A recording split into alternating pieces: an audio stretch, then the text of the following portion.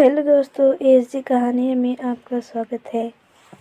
मोहिनी सास ससुर पति ननद जेठ सबके लिए महंगे कपड़े लेकर आई थी, सिवाय जेठानी विभा के। शाम को किचन में विभा को जाते देखकर मोहिनी ने कहा, भाभी सुनिए, ये लीजिए, जेठ जी और बच्चों के लिए नया टैबलेट लेकर आई थी। विभा ने कहा, मोहिनी एक बात तुम्हें मैंने पहले भी समझाया था और आज फिर कह रही हूँ, इतने महंगे गिफ्ट हर महीने लाने की क्या ज़रूरत है। इतना सुनते ही मोहिनी को गुस्सा आ गया। उसने कहा, भाभी मुझे पता था कि आप अपना लेक्चर ज़रूर देंगी, इसलिए मैं आपके लिए कुछ नहीं लाई, ना आगे से लेकर आऊँगी।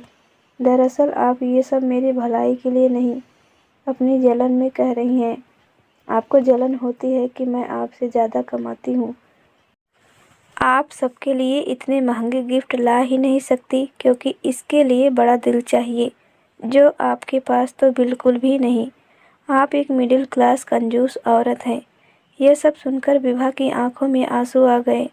वो अपने कमरे में जाने लगी। तभी सरला जी ने कहा, रुको विभा, मोहिनी बड़ों से बात करने का ये तरीका तुम्हें सिखाया गया है। विभा ने तुम्हारी भलाई के लिए तुम्हें बचत करने के लिए कहा और तुम उसको जलन और कंजूसी का नाम दे रही हो। आज एक बात मेरी तुम ध्यान से सुन लो, तुम्हारे ये महंगे गिफ्ट या कोई और चीज़ मेरी बहू विभा की जगह नहीं ले सकता। और हाँ, अपनी इस बात के लिए तुमको एक दिन पछतावा ज़रूर होगा। मोहिनी वहाँ से पैर पटकते हुए गुस्से में अपने कमरे में चली गई। मोहिनी ने अपने पति अमित को ये बात बताई। कहा, अमित, बुरा मत मानना, लेकिन मैं चाहे कितनी भी कोशिश कर लूँ, लेकिन भाभी की जगह कभी नहीं ले सकती, क्योंकि मैंने लव मैरिज की और जेठानी जी माँ जी की पसंद की हुई बहू है। इसलिए माँ जी भी भाभी को ज़्यादा प्यार करती हैं और वहाँ हुई पूरी बात बताई।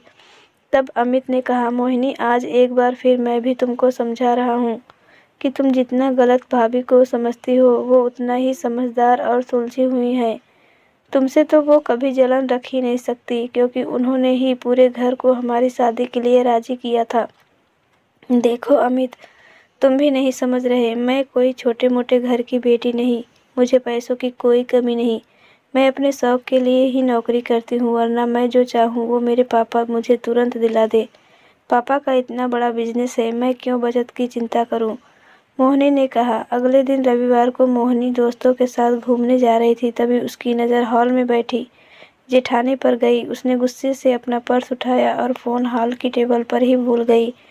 विभा ने आवाज़ देनी चाहिए तो सरला जी ने रोक लिया। कहा, जाने दो, वैसे भी एक फ़ोन है उसके पास, अभी आवाज़ दोगी तो बेकार में नाराज़गी झेलनी पड़ेगी। विभा ने हम कहते हुए जैसे ही फ़ोन रखा, देखा तो मोहिनी के फ़ोन पर उसके भाई का फ़ोन आ रहा था।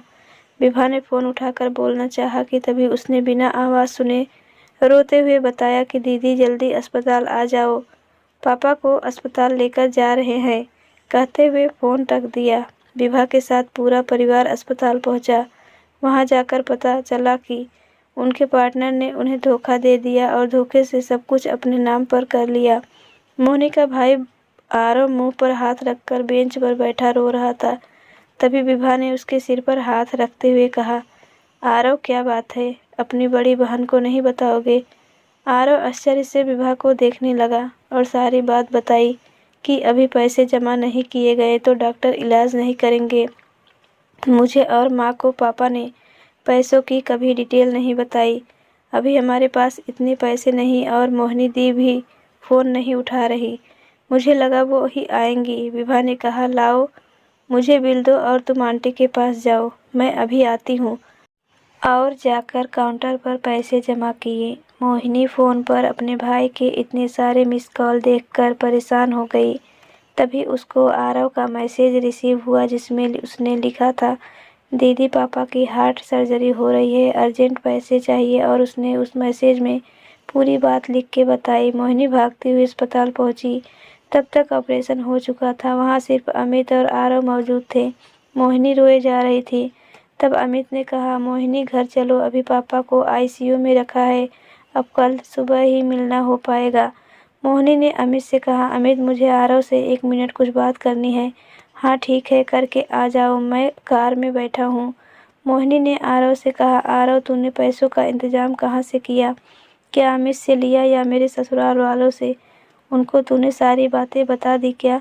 मोहिनी मन ही मन सोच रही थी कि अब उसको हमेशा ताने सुनने पड़ेंगे और इनके पास होंगे तो भी ये लोग मदद नहीं करेंगे। सासू माँ ने पहले ही कह दिया था।